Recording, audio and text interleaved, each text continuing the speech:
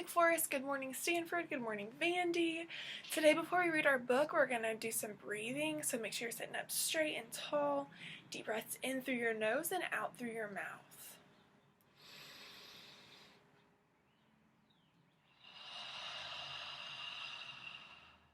Remember, don't breathe out until I'm moving the ball back in.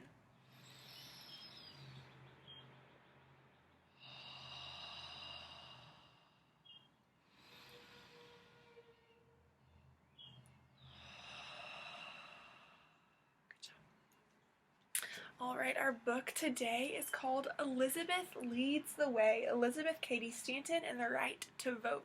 We're reading this book because March just ended, and March was National Women's Month.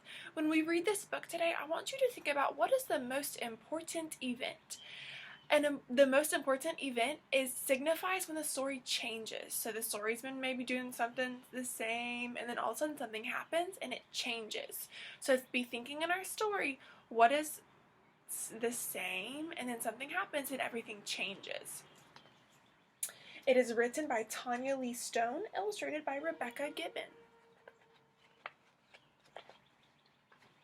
What would you do if someone told you you can't be what you want to be because you are a girl? What would you do if someone told you your vote doesn't count, your voice doesn't matter because you are a girl? Would you ask why? Would you talk back? Would you fight for your rights? Elizabeth did. All of these things used to be true back when Elizabeth Cady was a girl. And all of these things might still be true today if Elizabeth hadn't led the way. She was only 4 years old the first time she heard someone, a woman, say life was better for boys. The woman had come to visit Elizabeth's new baby sister. What a pity it is she's a girl. How could anyone look at a little baby and feel sad? What could be wrong about being a girl? I wonder what pity means. What a pity it is she's a girl. Think about the emotions they're feeling. What do you think pity means? I think pity means I know that they're sad that she had a girl, so maybe pity means sad. What is sadness? It is she's a girl. That would make sense if I took out pity and I put in sadness. That's how you can know if a word means something different. Or you know how a word means something is you take out that word and put in another word and see if it means the same thing. She was 13 years old when her father, Judge Cady, told a woman whose husband had died that the farm she had spent her whole life working on would be taken from her. Without a husband, the law stated nothing belonged to her. Elizabeth was horrified by this unfairness. She said that the law should be cut out of every book. Judge Cady told her that wouldn't change anything. The law was still the law, and only men were allowed to change laws. Preposterous! She decided right then and there that she could do anything any boy could do. What do you think this word preposterous means? Think about a word that you could put in its place and it would mean the same thing. I think it means... If I take out this word, I might say ridiculous. Would that mean the same thing? Yeah. Or that's crazy. Would that mean the same thing? Yeah. She jumped over high hurdles on horseback. She rafted across a raging river. She won a prize for being the best in Greek studies. Her father was proud, but he worried about his strong-spirited, rule-breaking daughter. You should have been a boy. He knew how much easier her life would be. But Elizabeth wasn't interested in easy. What do we know about when things are easy? Does that make our brain smarter? When does our brain get smart? Our brain gets smart when we do things that are hard and we don't give up. That makes our brain smart. Makes new connections. At 16, since colleges would not let girls in, Elizabeth begged her father to send her to a girls' school to continue her learning.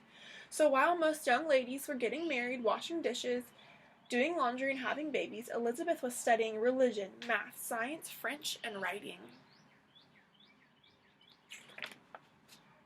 Several years later, Elizabeth Cady met Henry Stanton. He was an abolitionist speaking out against slavery. He understood how unfair it was for people not to have rights or power. What does abolitionist mean? I'm going to read that again. He was an abolitionist speaking out against slavery. Yeah, it told us in the sentence. An abolitionist is a person who speaks out against slavery. If you're in Wake Forest, we've read some books that also have abolitionist in them. I want you to think of a text-to-text connection. What is another story that you've read in your classroom or that you've read at home that there's an abolitionist in it? If you're in Wake Forest, we've read a story about Dr. Martin Luther King Jr., we've read about Harriet Tubman. They had abolitionists in their story, so that's a text-to-text connection. He did not laugh when Elizabeth talked about freedom. He did not laugh when Elizabeth said all people should be able to live life the way they choose. And he did not laugh when she told him she would add his name to her own, but she would not give up hers just to marry him. So Elizabeth Cady became Elizabeth Cady Stanton and had babies, cooked meals, washed dishes, mended clothes, and did laundry. She loved her babies, but she did not love cooking and dishes and mending and laundry. One day, her friend Lucretta Mott invited her to a lunch. Lucretta had always shared Elizabeth's ideas about all the things women could do and would do, if only they had the right. The other women at lunch shared them too. Elizabeth got fired up. She proposed they hold a meeting. A meeting that would gather together lots and lots of women from all around to talk. But what would they talk about? There were so many things that needed to be set straight. Married women couldn't own property or even the money they worked to earn. Elizabeth had learned long ago that only men could change the laws because only men could vote. That was it! That was the one thing that could change everything. If women could vote, they could help change all kinds of laws. This idea was so shocking, so huge, so daring, Elizabeth's friends gasped out loud. If they were flabbergasted, what would other people think? Elizabeth did not waver. She knew voting was the only way to make a difference. Her battle cry for the right to vote rang out. Have it we must, use it we will. Even her Henry thought she had gone too far. But on July 19th, 1848, when Elizabeth arrived at the meeting place, she saw for herself that she hadn't. The small church in Seneca Falls, New York was filled with hundreds of people. Elizabeth read aloud what she and a few of the women had written together. Their Declaration of Rights and sentiments challenged the idea from the Declaration of Independence that all men are created equal. When she finished, she looked into the faces of the crowd and waited.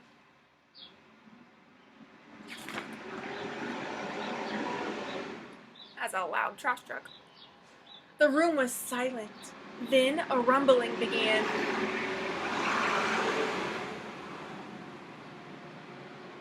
It grew louder and louder and louder as people argued whether or not women should be allowed to vote.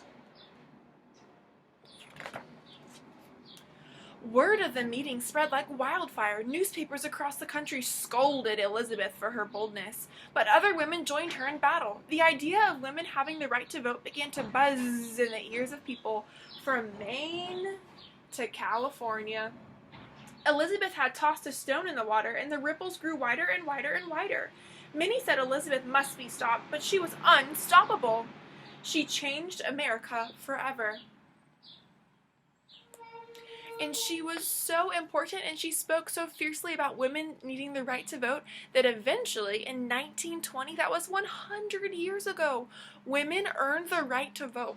And so now, your mom, your aunts, your grandmothers, if an older adult in your life who's a woman, she gets to vote too.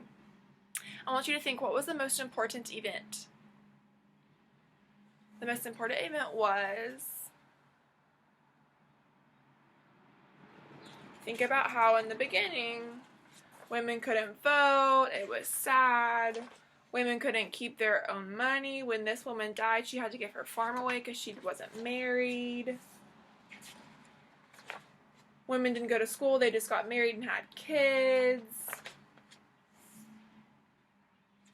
All this about how women didn't get all the same stuff. And then that was it. What was it? That women should have the right to vote. And so the most important event was when Elizabeth Cady Stanton realized that women should have the right to vote, and she started talking to people about it. Remember? She was talking to her friends, and then she talked at the church, and then they did a big meeting, and they talked to a lot of people.